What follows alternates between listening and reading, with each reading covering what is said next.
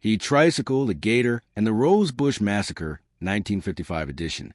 Let me tell you about the day back in 1955 when 3-year-old me almost destroyed my grandfather's favorite rosebush while dressed as Hopalong Cassidy, cap gun and all.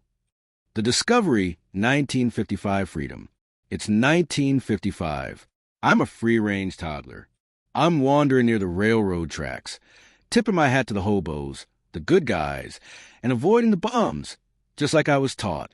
I find it, the vessel, a rusted, crooked tricycle.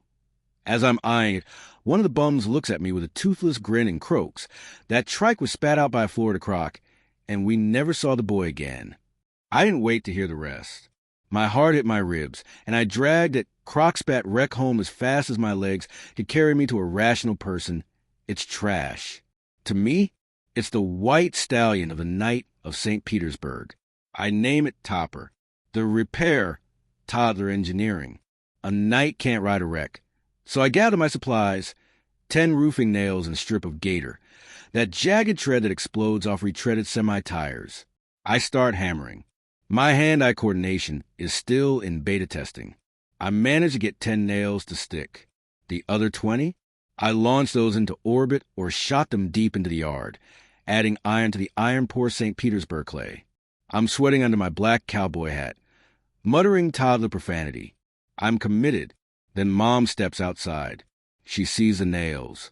She sees my purple thumb. She hears the front wheel squeaking like a stuck pig. She says, "Joseph," in that low, subsonic tone that means the sentencing phase is about to begin. I know I have 10 seconds to prove Topper is roadworthy before the hairbrush of despair fulfills its destiny. So naturally, I channel my inner Hollywood stuntman. The launch. I mount Topper and push off. Instantly, disaster. The jagged Gator tire doesn't roll, it plows. It turns out those 10 roofing nails made a perfect ditch digger. Too bad it had already been patented about 100 years earlier. The wheel is screaming as I carve a trench through the yard deep enough to plant potatoes, aimed directly at Grandpa Pringle's prize rose bush, the one he whispers to, the 3-name emergency brake. Then Mom unleashes a nuclear option. Joseph, Michael, Lawrenson.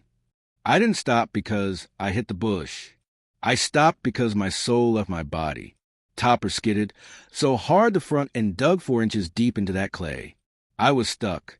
And as for that 3-name summons, let's just say I received a 3-name seat warmer later that evening.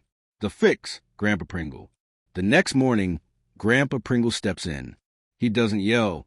He just sighs. He cuts off my jagged mess. He takes that same Gator tire, cleans it, and cements it on properly. He greased the axle so the squealing finally stopped. But then he went the extra mile. He painted the whole thing a brilliant white and hand-lettered Topper in black paint across the frame. It was lumpy and it was ugly, but in my eyes it was the white stallion. And here's why I tell that story. Most business owners are doing exactly what 3-year-old Hopalong Joe did. You're hammering away, bruising your knuckles, and shooting nails of capital into the iron-poor clay of a bad strategy. You're ignoring the squeaking wheels, the friction and inefficiency, hoping that if you just push harder, you'll reach the finish line. But you're just carving a trench and heading straight for the rose bush. You don't need to push harder. You need a Grandpa Pringle, someone to cut off the DIY fixes, grease the axles, and give your business a foundation it needs to actually roll. Once the structure is right, that's when you can finally paint the name on the side and ride that white stallion. If your business feels like a squeaky trike with a Gator nailed to it, let Grandpa Joe help you fix it the right way. Book a call at bold-pathwayllc.com/booking.